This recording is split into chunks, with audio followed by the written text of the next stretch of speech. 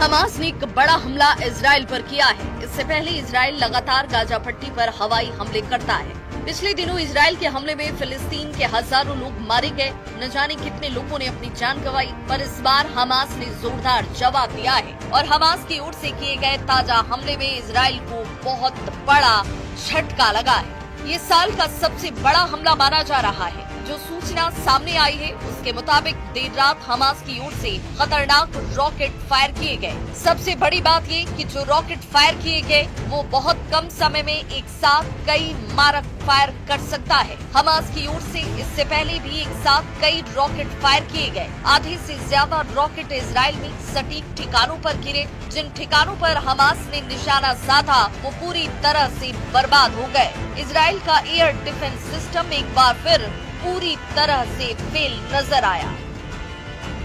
Israel का iron dome system इन rockets को रोक नहीं पाया।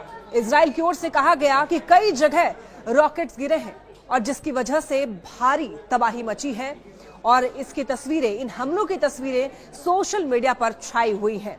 हमास की तरफ से की गई बमबारी की तस्वीरें जो है सोशल मीडिया पर छाई हुई हैं और कितनी ज्यादा तबाही मची हुई है वो सब कुछ सोशल मीडिया पर देखा जा सकता है। इन रॉकेट्स अपार्टमेंट और बिल्डिंग पर गिरते हुए दिखाई दिए। हमास की ताजा बमबारी में इजराइल को जबरदस्त नुकसान पहुंचा है। इजराइल ने भी हमास की ओर से की गई बमबारी में नुकसान को स्वीकार किया है। इन हमलों में इजराइल के प्रधानमंत्री बेंजामिन नेतन्याहू सत्ते में हैं। कहा जा रहा है कि इजराइल पर हुए हमले में बहुत ज्यादा तबाही मची है। जान और माल का बहुत नुकसान हुआ है। इसकी सोशल मीडिया में बहुत चर्चा तक हो रही है। कुछ दिन पहले ही इजराइल के प्रधानमंत्री बेंजामिन नेतन्याहू ने अमेरिकी राष्ट्रपति डोनाल्ड ट्रंप से मुलाकात की थी, जिसमें गाजा पट्टी के ताजा हालात पर चर्चा हुई। पर इजराइल के प्रधानमंत्री बेंजामिन नेतन्याहू कोई जवाबी कार्रवाई कर पाते उससे पहले ही हमास ने इजराइल पर जोरदार एयर स्ट्राइक कर दिया। इसकी तस्वीरें जैसे ही सोशल मीडिया पर सामने आई, हर तरफ खलबली मच गई। ये हमले मध्य गाजा के दीर अल बला और अश्कलोन और अश्कदोद जैसे इलाकों में हुए। इस हमले में मिडिल ईस्ट में शांति के प्रयासों को गहरा धक्का लगा है। यही नहीं, हमास की ओर से हो रहे इजराइल पर ताबड़तोड़ हमले को रोकने में इजराइल का डिफेंस सिस्टम पूरी तरीके से नाकाम साबित हुआ। ना तो इजराइल का डोम सिस्टम काम आया और ना ही अमेरिका की तरफ से मिला गया हाईटेक डिफेंस सिस्टम काम आया। अब अगर आने वाले वक्त में इजराइल और ईरान का युद्ध होता है तो इजराइल पूरी तरीके से तबाह हो सकता है। जबकि ये डिफेंस सिस्टम इजराइल के लिए बेहद महत्वपूर्ण था। इससे पहले इजराइल अपने डिफेंस सिस्टम का पूरी दुनिया में बखान करने का कोई मौका नहीं छोड़ता था। इजराइल ने एंटी बैलिस्टिक मिसाइल सिस्टम और डोम सिस्टम की बढ़ चढ़कर चर्चा की, पर हमास के ताजा हमलों में ये सिस्टम फेल रहे और इजराइल की सुरक्षा को लेकर गंभीर सवाल खड़े हो गए। अब हर तरफ यही सवाल उठ रहा है कि आखिर इजराइल का सुरक्षा तंत्र क्यों फेल साबित हुआ। हमास को ऐसे ताकतवर हथियार कहां से मिले जिसने इजराइल में जोरदार तबाही मचाई। गाजा पट्टी में पिछले कुछ दिनों के अंदर इजराइल ने जबरदस्त तबाही मचाई थी। इजराइल की सेना गाजा पट्टी के कई अंदरूनी इलाकों में पहुंची थी। इसके बावजूद हमास ने हार नहीं मानी और इजराइल पर जोरदार बमबारी करके पूरी दुनिया को चौंका दिया। इजराइल का कहना है कि गाजा पट्टी के जिन इलाकों में हमास का कब्जा है वहां पर हमास ने कुछ विदेशी बंधकों को भी कैद करके रखा हुआ है और इन्हीं बंधकों को तलाशने के लिए इजरायली सेना चप्पा चप्पा छान रही है। हालांकि अभी तक इनका कुछ अता पता नहीं लगा है।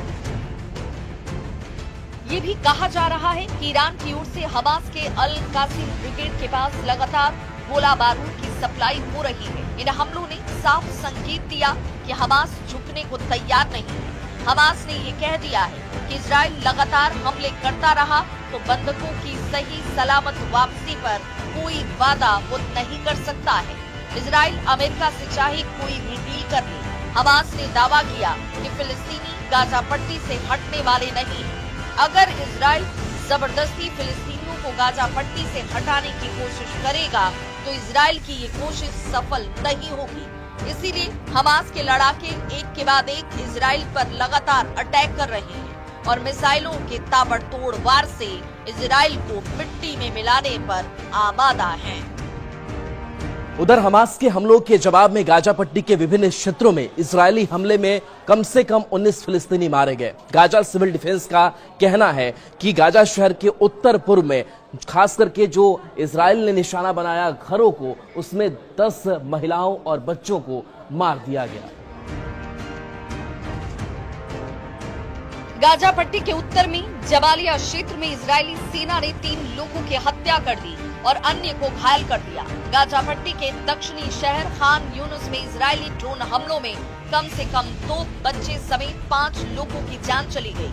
वहीं केंद्रीय नुसेरात शहर में विस्थापितों को भोजन वितरित करने वाले एक टेंट पर इजरायली विमान के हमले में एक शख्स की मौत हो गई।